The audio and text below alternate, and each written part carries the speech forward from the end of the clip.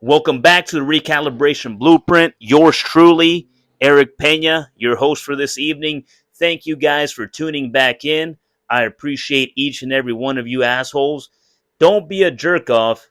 Make sure to hit that like and subscribe, especially if you are a new viewer, so I can continue to produce this content, give you guys the facts in hopes of helping a lot of you guys out there because this health anxiety, this recovery journey, this steroid withdrawal is no joke.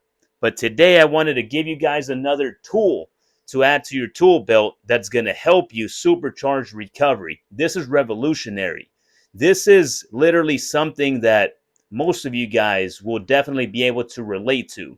Now, what was the main thing in this journey that was robbing me of my physical and mental capital, of my energy, that was just annihilating me? And this was on a day-to-day basis, always checking in how I felt, no matter what day it was. As soon as I woke up, I checked how I felt. Am I feeling better? Am I still off? Am I doing what I'm supposed to do? Am I making progress? And then I check in again the afternoon, again when I'm working out, again in the evening. And it was just something that was continuous that I wasn't even aware of. So imagine you're consistently, chronically just checking in how you're feeling, and you are not 100%. So you're always comparing yourself to something that doesn't even exist. When was the last time that you actually felt 100% good? I can't remember. Maybe if some of you guys can, put it in the comments below. Let me know how that feels like. Let me know what I'm missing out on. Let me know what 100% actually feels like to you. And I'm not here to judge. I'm actually genuinely very, very interested. So the whole point of what I'm trying to get at is that if you're just checking on yourself every day, you're not going to be making any progress. You're always going to be worried about how you're feeling, if you're making any progress, and that within itself is not making any progress. It's the complete opposite. You are never going to be satisfied. You are always going to be frustrated. You are always going to be suffering with fear and anxiety because you're going to be in that mental loop telling yourself that, what if I never get back to 100%? What if I never get back to 90? What does 80% feel like? Honestly, guys, before my health scare, before I started experiencing health anxiety, I don't even remember how I felt, if that makes sense, because it's been almost 2 years now. All I could remember now is the beginning and how the shift just changed. And I just started just thinking so much about my health and worrying about my health on a day to day basis. I don't remember before that what I used to consistently think about. I really, really don't. That's how much this shit actually consumed me. That's how serious this shit actually can get. And for someone such as myself that never even knew health anxiety was a thing, that I didn't even know it existed, and then all of a sudden I just get clapped up the ass with it for months and months and months, well over a year.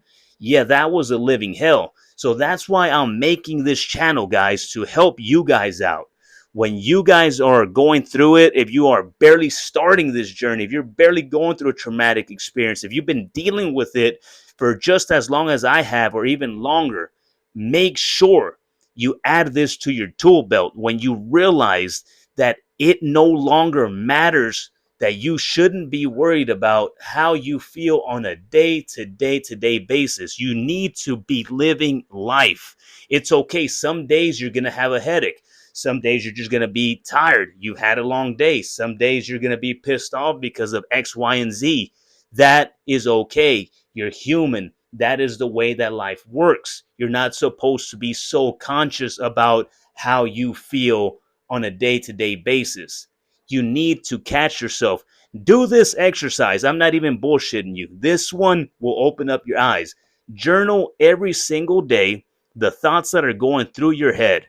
And I guarantee you that it will be the same shit over and over and over and over and over again.